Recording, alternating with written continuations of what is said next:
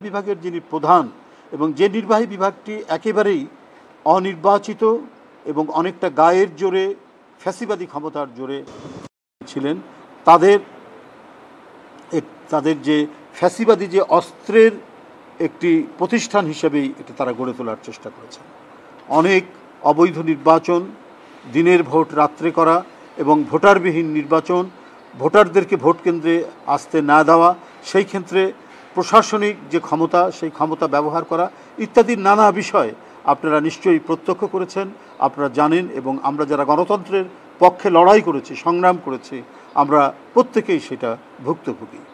আমরা রাজনৈতিক নেতাকর্মী যখন প্রতিবাদ করেছি এই সকল অন্যায়ের, তখন আমাদের বিরুদ্ধে অসংখ্য মিথ্যা মামলা দেওয়া হয়েছে, আমাদের অনেক নেতাকর্মীকে গুম করা হয়েছে, আমাদের অনেক নেতাকর্মীকে জোরপূর্বক তাদেরকে গুম এবং বিচার বহির্ভূত হত্যার শিকার করা হয়েছে, অকথ্য নির্যাতন করা হয়েছে কারাগারের মধ্যে অথবা রিমান্ডের নামে, এবং বছরের পর বছর আটকে রাখা হয়েছে। সেই ক্ষেত্রে নির্বাচন কমিশন তার রাজনৈতিক দলগুলো নির্বাচন কমিশনের মানে তার যে কর্তৃত্ব রাজনৈতিক দলের উপর এবং রাজনৈতিক দল কিভাবে চলছে এবং তারা কি অবস্থায় আছে সেটা তার যে অভিভাবকত্ব সেই অভিভাবকত্ব করতে পারেনি এবং এমন ব্যক্তিদেরকে বাছাই করে নেওয়া হয়েছে যারা অত্যন্ত দলমন্য এবং যারা নির্দয় নিষ্ঠুরভাবে একটি লুটের নির্বাচন, একটি বন্য নির্বাচন, সেই নির্বাচন অনুষ্ঠিত করে সন্ধ্যার মধ্যে অথবা রাত 8টার মধ্যে নির্বাচন সুষ্ঠু হয়েছে বলে তারা ঘোষণা দিতেন। এই সমস্ত মেরুদণ্ডহীন, এই সমস্ত চাকরিলোভী লোকদেরকে দিয়ে নির্বাচন কমিশন গঠন করা হয়েছিল। আমরা 16-17 বছর ধরে নির্বাচন কমিশনের সরকারের অনুগত একটি প্রতিষ্ঠান হিসাবে তাদের অর্পিত দায়িত্ব, তারা তাদের স্বাধীনতাকে ভুলে গিয়ে শেখ হাসিনার পদলেহী একটি প্রতিষ্ঠানে তারা পরিণত করে আমাদের দেশের গণতন্ত্রের শক্তিশালী করার জন্য যে প্রতিষ্ঠানগুলি গড়ে ওঠে, যেমন একটি স্বাধীন বিচার বিভাগ, যেমন স্বাধীন নির্বাচন কমিশন, স্বাধীন গণমাধ্যম, সবগুলোকেই তারা ধ্বংস করে দিয়েছিল। প্রাণ ইউএইচটি মিল্ক, শুদ্ধতায় ও মমতায় সবসময় সেরা স্বাদে। সাংবাদিক বন্ধুরা, এইরকম একটি পরিস্থিতির মধ্যে দিয়ে আমাদেরকে কাজ করতে হয়েছে, এরই মধ্যেই আমাদের কণ্ঠকে জাগরিত করতে হয়েছে, এরই মধ্যে আমাদেরকে প্রতিবাদের ভাষা খুঁজে নিয়ে আমরা আমাদের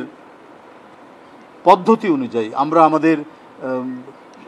অনুযায়ী, আমাদের শক্তি এবং সাহস দিয়ে আমরা সেটা মোকাবিলা করে আমরা আমাদের কণ্ঠের আওয়াজকে আমরা জোরালো করে রাখার চেষ্টা করেছি। যদিও এর কারণে অনেক নিপীড়ন নির্যাতনের শিকার হতে হয়েছে। আমাদের প্রত্যাশা বর্তমান নির্বাচন কমিশনের প্রতি, দেশের মানুষের প্রত্যাশা, জনগণের প্রত্যাশা, যে জনগণ দীর্ঘদিন ভোট দিতে পারেনি, যারা ভোট বঞ্চিত ছিল, অবাধ সুষ্ঠু নির্বাচনকে একেবারে জাদুঘরে পাঠিয়ে দিয়েছিল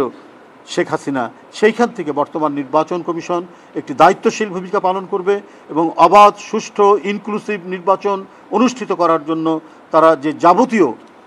যে কাজগুলো করা দরকার সেই কাজগুলো তারা করবেন। এবং এখনও পর্যন্ত সংবিধানে নির্বাচন কমিশনের যে স্বাধীনতা, সেই স্বাধীনতা তারা সেই স্বাধীনতার যে তাদের যে অধিকার যেটা দেওয়া আছে সেই অধিকার দিয়ে সেই স্বাধীন বিধানগুলো প্রয়োগ করে নির্বাচনকে বানচাল করার অথবা নির্বাচনকে নিয়ে যে কোনো গভীর ষড়যন্ত্র প্রতিহত করতে সাহসী ভূমিকা রাখবে বলে বাংলাদেশ জাতীয়তাবাদী দল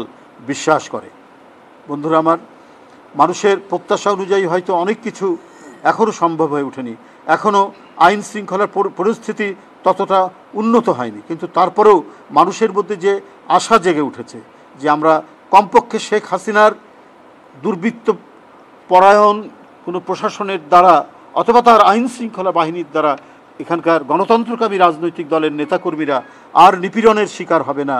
আর কখনোই তাদেরকে রিমান্ডের নামে অকথ্য অত্যাচার করা হবে না, তারা গুম খুন বিচার বহির্ভূত হত্যার শিকার হবে না। সেই ক্ষেত্রে গণতন্ত্রের যে অব্যাহত যাত্রা, সেই অব্যাহত যাত্রা রাখার ক্ষেত্রে নির্বাচন কমিশনের যে গুরু দায়িত্ব আছে সেই গুরু দায়িত্ব তারা পালন করবেন এবং সকল রাজনৈতিক দল এবং গণতন্ত্রকামী মানুষের কাছে একটি আস্থার প্রতিষ্ঠান হিসেবে বর্তমান নির্বাচন কমিশন গড়ে উঠবে বলে এটাও বাংলাদেশ জাতীয়তাবাদী দল প্রত্যাশা করে।